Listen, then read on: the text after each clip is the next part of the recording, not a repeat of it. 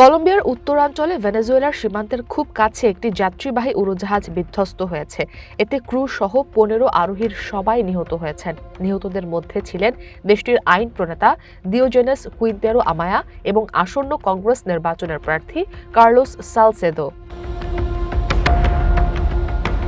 কলম্বিয়ার president Gustavo petro সামাজিক যোগাযোগ মাধ্যম এক্সে নিহতদের পরিবারের প্রতি সমবেদনা জানিয়েছেন।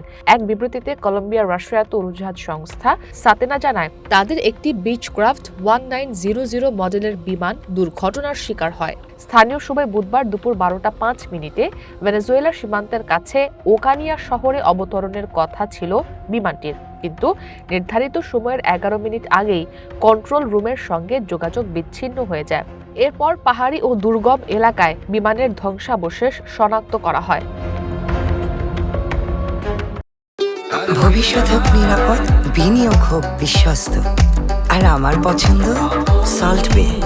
ওয়েলকাম টু সল্ট বে। দুর্ঘটনার কারণ জানতে এরই মধ্যে তদন্ত শুরু হয়েছে। সেই সাথে নিহতদের মরদেহ উদ্ধারেও অভিযান চলছে।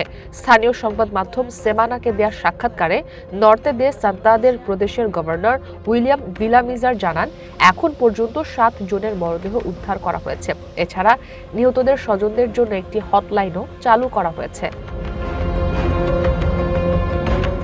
যে এলাকায় বিমানটি বিধ্বস্ত হয়েছে তার কিছু অংশ কলম্বিয়ার ইএলএন গেরিলা গোষ্ঠীর নিয়ন্ত্রণে রয়েছে। ইসরাত মুক্তি, ওয়ান ইন্টারন্যাশনাল ডেস্ক।